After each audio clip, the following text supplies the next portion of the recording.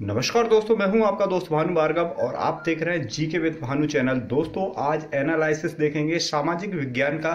सुबह की शिफ्ट 28 फरवरी को जो सुबह की शिफ्ट में कैसा पेपर आया, तो इसके बारे में जानेंगे कि किन किन चैप्टरों से अधिकतर क्वेश्चन आ रहे हैं।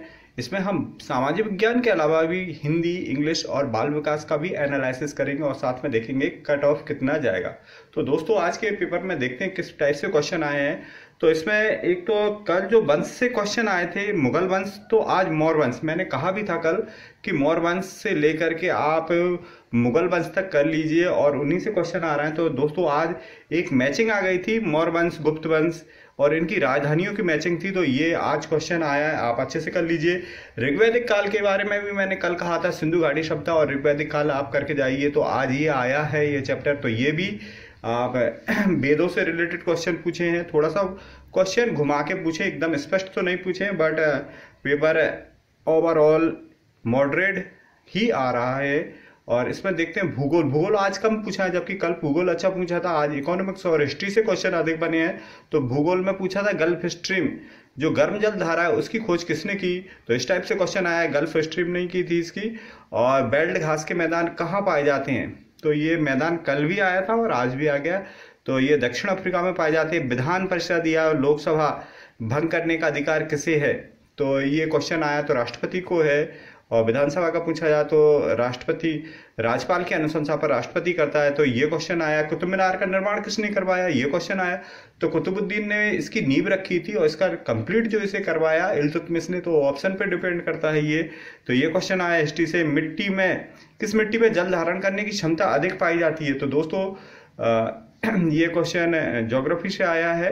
तो काली मिट्टी में जल धारण करने की क्षमता अधिक पाई जाती है। रिजर्व बैंक की स्थापना पूछी है दोस्तों, तो स्थापना इसकी 1935 में हुई थी, इसका राष्ट्रीयकरण 1949 में हुआ।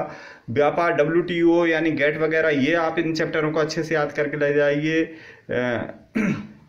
संगठन वाले, तो WTO पूछा है, इसके ये इसका मुख्य कार्य क्या है, तो इससे रिलेटेड। भ्रंश निर्माण किस बल के द्वारा होता है, अगर निर्माण पूछा तो तनाव के द्वारा।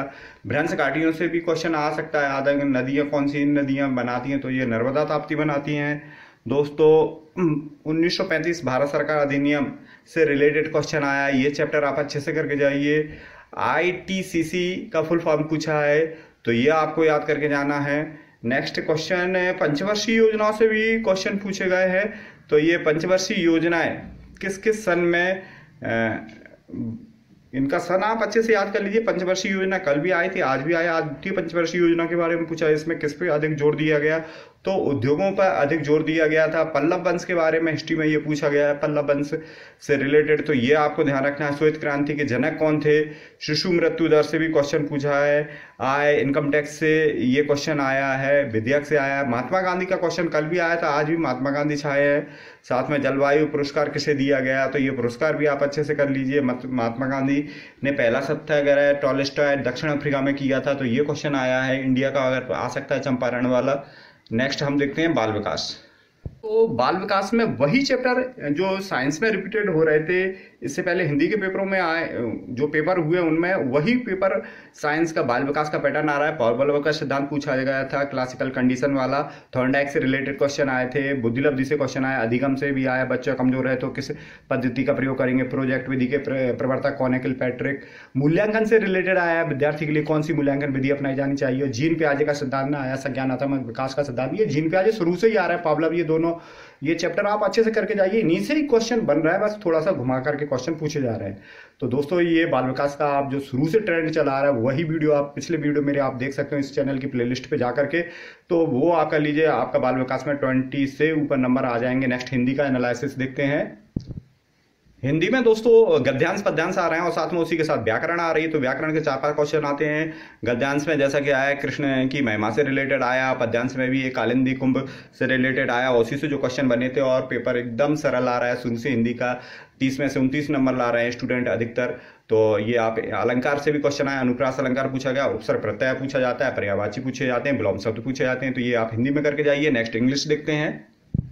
तो दोस्तों, इंग्लिश में भी वही क्वेश्चन आ रहे हैं आर्टिकल से। इस बार आज के उसमें अधिक क्वेश्चन आए हैं, प्रीपोजिशन आई है, नरेशन से क्वेश्चन आए हैं, डायरेक्ट इनडायरेक्ट आए और एक्टिव पैसिव बॉय आए हैं, तो वही एंटोसिनोनिम, ये इंग्लिश में भी आप वही चैप्टर अच्छे से करके जाइए। इंग्लिश भी जीसी ही आ रही है। नेक्स्ट देखते हैं। तो दोस्तों आज का जो कट ऑफ रहा है वो 102। जनरल वालों का मैं कट ऑफ बताता हूं, तो जनरल में मेल का 102 अगर इसके नंबर हैं तो उसका सिलेक्शन हो सकता है। साथ में फीमेल का अगर देखा जाए जनरल में तो 96 या 97 तक जिसके नंबर आ रहे हैं महिला के, तो उसका सिलेक्शन होना सुनिश्चित है। तो दोस्तों इसी के साथ आप वीडियो को लाइक कीजिए, शेयर कीजिए और चैनल को सब्सक्राइब नहीं किया तो चैनल को सब्सक्राइब कीजिए। Thank you. जय हिंद, जय भारत।